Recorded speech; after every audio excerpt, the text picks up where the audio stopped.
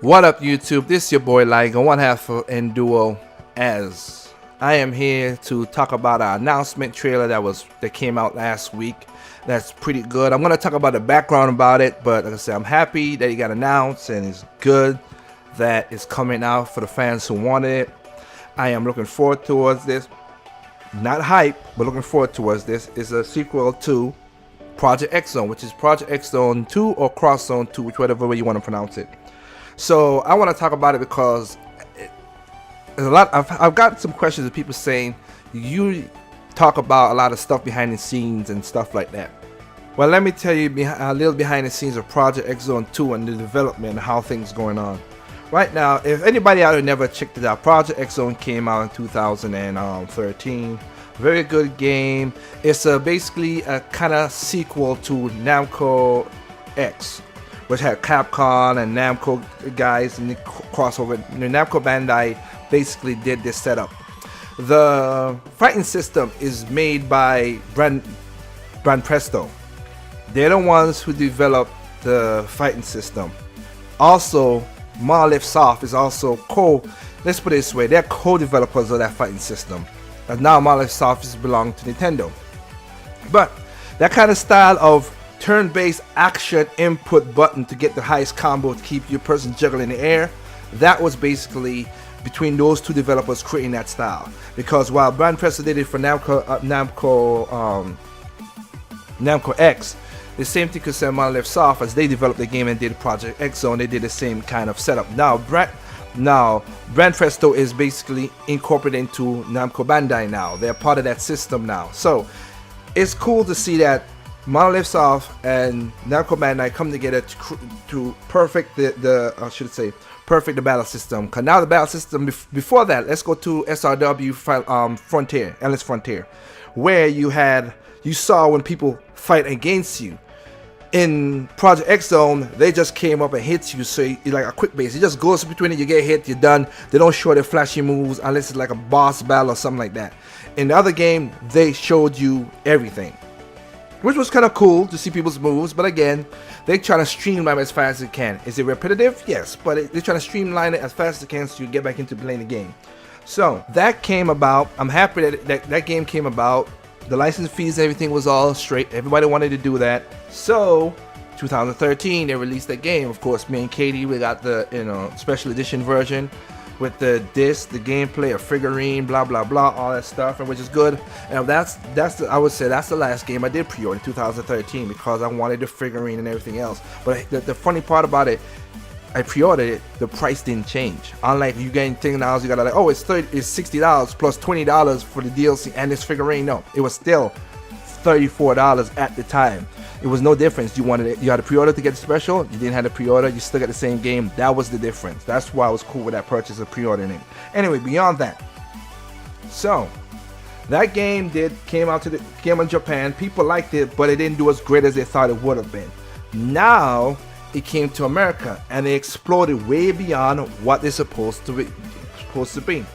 As basically the company, I said Brand Presto, they didn't think that this was gonna do very well, and the producer Kensuke Tazanaka thought that, you know what, let's put it in America, let's see what happened. Because as you can see, they kept the Japanese translation in the voice acting, but it just translate the words.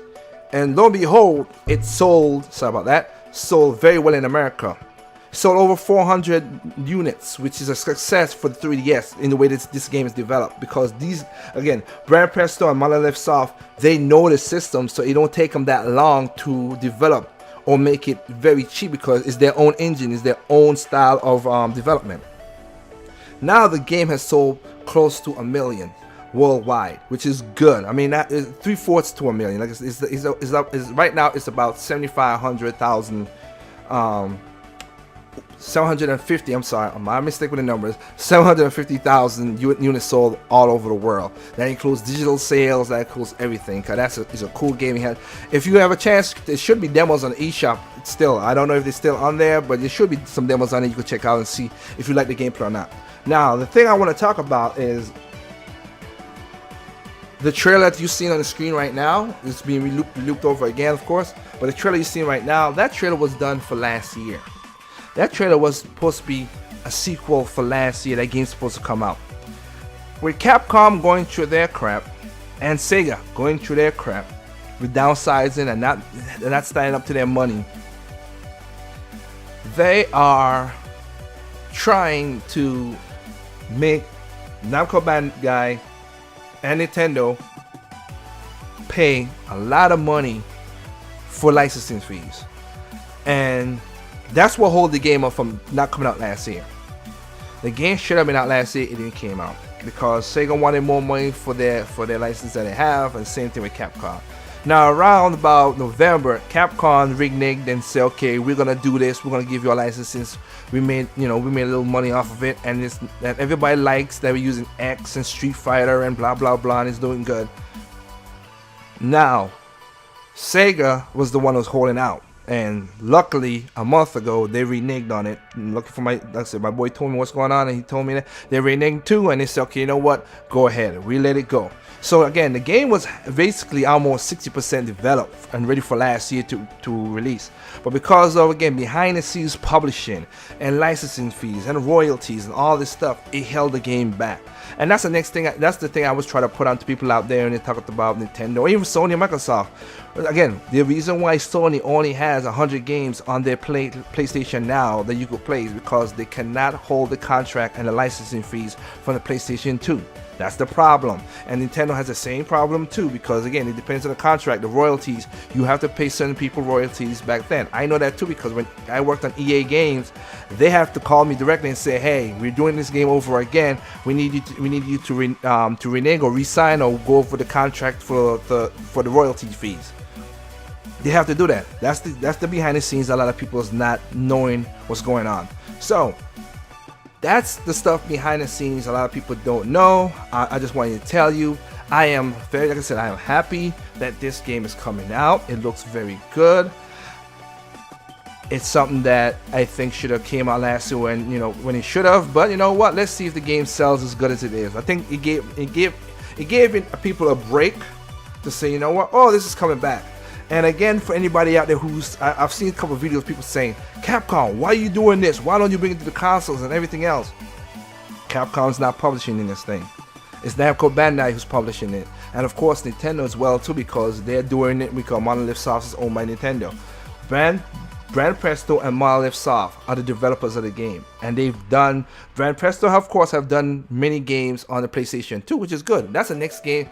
I think that should be a game that should be remade. A series, I should say. SRW should be remade for PlayStation 4 and a Nintendo Wii U and Xbox. I know Xbox is not mostly a JRP people, but those were great games. I mean, I love SRW Super Robot Tensin origin story. If you need to get that, check out the animes. The anime is close. This is one of the close animes that didn't short thrift it, but it's close to what the game is. But the game is way longer than that, of course, and it's pretty good. And they have like Endless Frontier. Me and Katie has that game. I wish that game they had a sequel to it called XC, and they didn't bring XC to America. Come on, Brand Presto. Come on, Namco. Come on, Monolith. Come on, Nintendo. That's a game that should just be translated. You don't got to do the whole word. Just translate the text and bring it over to America. Cause that was also a cool game. But again, I am happy that this game is getting announced. It's supposed to come out the fall of this year. If it does, that's good. Everybody get hyped for, not hype, I'm sorry. I'm using the word I don't want to use. Everybody get ready for that game if you like it. If it flops, it flops. If it does good, it's good. Because again, it's a niche audience of playing that game. A real good game that people should check out. But other than that though, again, that's behind the scenes. I wish a lot of game developers and publishers could not bump heads a lot, but I can understand it. Game developers have a idea of what games they want to do. Publishers have a certain amount of money they want to spend, and sometimes they bump heads. And you know, the AAA market is suffering because of that. But it's a good game, like I said, it's coming out, so enjoy it when it comes out. I'm gonna be one person. Me and Katie are gonna pick it up, of course, because we enjoyed the first one, and hopefully we could do a review about the first one before it comes out. With that said, when it comes to games out there, there's no perfect games out there. What's perfect to you is not perfect to me. What's perfect to me is not perfect to you. Simply play your game.